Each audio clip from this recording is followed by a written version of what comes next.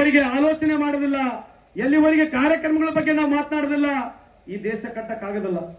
ದುಡ್ಡು ತರ್ತಾರೆ, ಚುನಾವಣೆಗಳು ಬರ್ತವೆ, ಅವರು ದುಡ್ಡು ಕೊಡ್ತಾರೆ, ನಾವು ದುಡ್ಡು ಕೊಡ್ತೀವಿ. ಇದೇ ಬಂದ್ಬಿಟ್ಟು ಚುನಾವಣೆಯಲ್ಲಿ ದಯಮಾಡಿ ನಿಮಗೆ ಕೈ ಮುಗಿದು ಹೇಳ್ತೀನಿ, ಕಾನೂನು ಅರಿಯಬೇಕು.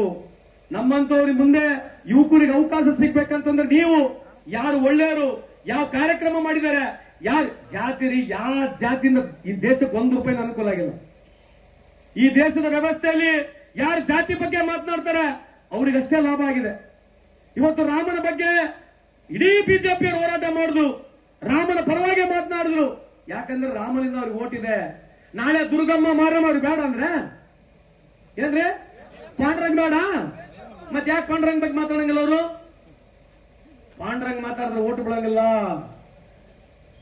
ಪಾಂಡ್ರಂಗ್ ಮಾತಾಡಿದ್ರೆ ಮತ್ತೆ ನಾಳೆ ಮಾರಮ್ಮ ಮಾತಾಡಿದ್ರೆ ಓಟ್ ಬರ್ತಂತ ಮಾರಮ್ಮ ದೇವ್ತಾರ ಅವರು. ನಮಗೆ ಈ ದೇಶದಲ್ಲಿ ಎಲ್ಲಾ ದೇವರು ಬೇಕು. ಈ ದೇಶದಲ್ಲಿ ಹಿಂದೂ, ಮುಸ್ಲಿಂ, ಸಿಖ್, ಇಸಾಯಿ, ಪಾರ್ಸಿ ನಾವೆಲ್ಲ ಒಂದೇ ತಾಯಿಯಾಗಿ ಮಕ್ಕಳಾಗಿ ಬದುಕಂತ ಈ ದೇಶದ ಐಕ್ಯತೆ ಕೇಳಿಕೆ. ಚುನಾವಣೆ ಬಂದಾಗ ಬರೇ ಹಿಂದೂ ಮುಸ್ಲಿಂ ಹಿಂದೂ ಮುಸ್ಲಿಂ. ಸುಮ್ಮನೆ ಉದಾಹರಣೆ ಕೊಡ್ತೀನಿ, ಗೌಡ್ರ ಇದ್ದಾರೆ ಇಲ್ಲಿ, ಚಿನ್ನಪ್ಪರ ಗೌಡ್ರಲ್ಲಿದ್ದಾರೆ. ಈ ದೇಶದಲ್ಲಿ 10 ವರ್ಷದಲ್ಲಿ ಭಾರತ ದೇಶ ಬೀಫ್ ಮಾರೋದ್ರಲ್ಲಿ 2ನೇ ಸ್ಥಾನದಲ್ಲಿದ್ದೀವಿ ನಾವು. ಎಷ್ಟು? ಭಾರತ ದೇಶ ಬೀಫ್ ಮಾರೋದ್ರಲ್ಲಿ 2ನೇ ಸ್ಥಾನದಲ್ಲಿದ್ದೀವಿ. ಮತ್ ನೋಡಿದ್ರೆ ಗೋಹತ್ಯೆ ಮಾಡಬೇಡ್ರಿ, ಗೋಹತ್ಯೆ ನಾವು ಮಾಡ್ತಿದೀವ, ನೀವು ಮಾಡ್ತಾ ಇದೀರಿ. ಈಗ ಮತ್ 2ನೇ ಸ್ಥಾನದಾಗ ಹೆಂಗ್ ಬಂದ್ವಿ ನಾವು ಇವತ್ತು?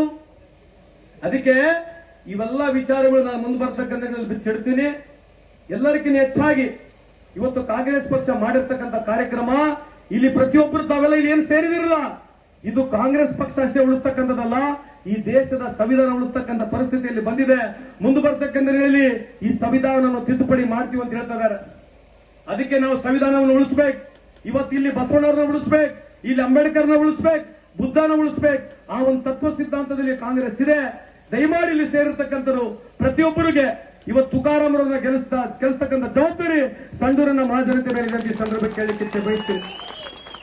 ಇವತ್ತು ತುಕಾರಾಮರವರು ಬಹಳ ಸಣ್ಣ ಮನೆಯಿಂದ ಬಂದು ಇಲ್ಲಿ ಮನೆಗೆ ಬೆಳೆದಿದ್ದಾರೆ. ಇವತ್ತು ನಮ್ಮ ಸಂಡೂರು ತಾಲೂಕಿನ ಬಿಜೆಪಿ ಮುಖಂಡರು ಕೂಡ ಮನೆ